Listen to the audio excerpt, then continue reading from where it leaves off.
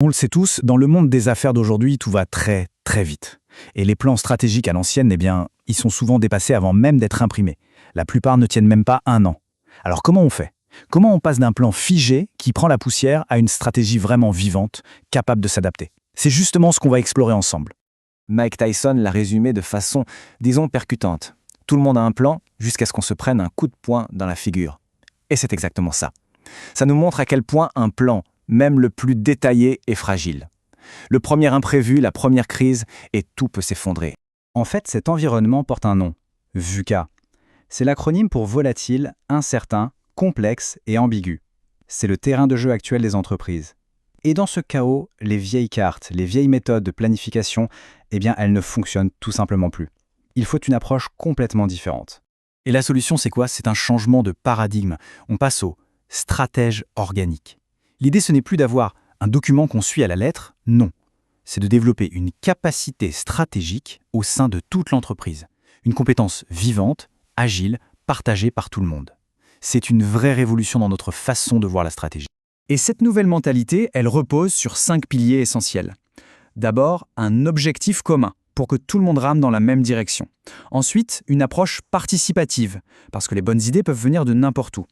Un cadre permissif qui donne le droit à l'erreur, à l'expérimentation. De la protection avec des règles simples pour éviter que ça parte dans tous les sens. Et enfin, une gestion par la preuve.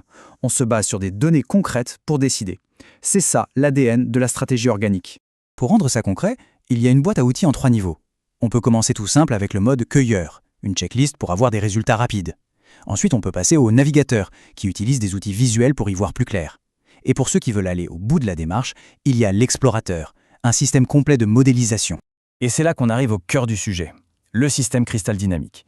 C'est l'outil le plus puissant, le niveau explorateur. Son but, ce n'est pas de planifier l'avenir, mais de donner les moyens de piloter l'entreprise en temps réel. C'est un système qui s'articule autour de 4 canvas, 4 tableaux interconnectés. Le premier canvas, c'est le schéma du modèle économique. On commence par faire un diagnostic. Où en est-on aujourd'hui? On analyse 10 facteurs clés pour vraiment comprendre les forces, mais aussi les faiblesses du modèle actuel. C'est le point de départ indispensable. Une fois qu'on sait d'où on part, on regarde dehors. Le deuxième canvas, c'est l'analyse du marché. On utilise un outil qu'on appelle Pesto pour scanner tout l'environnement. Les tendances politiques, économiques, sociales, technologiques. L'idée, c'est d'avoir une vision super claire des opportunités à saisir et des menaces à surveiller. Et c'est là qu'on passe vraiment à l'action. Le troisième canevas, c'est la stratégie agile. Il fonctionne un peu comme un backlog de tâches. À partir des analyses qu'on vient de faire, on définit des actions concrètes et immédiates. Et on les classe selon 3 axes. Est-ce qu'on veut dominer notre marché, s'adapter à un changement ou carrément innover pour disrupter? Et enfin, pour que tout ça ne reste pas théorique, le 4e canvas boucle la boucle. La performance financière. Il permet de voir très concrètement l'impact de nos actions sur les chiffres. On connecte directement la stratégie aux indicateurs financiers. On sait si ce qu'on fait fonctionne ou pas.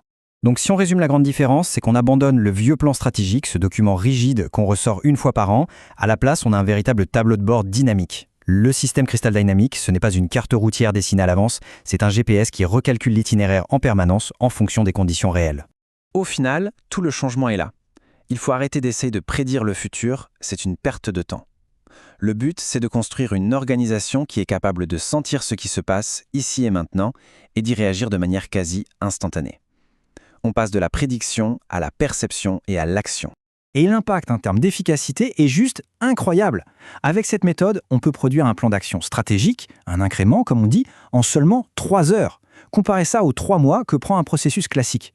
Le gain de temps et surtout de pertinence est absolument colossal. Alors, la question qu'on peut se poser est la suivante. Est-ce que les organisations doivent continuer à passer des mois à élaborer des plans qui seront de toute façon obsolètes, ou est-ce qu'elles doivent plutôt se transformer pour être capables de détecter les opportunités et d'agir tout de suite?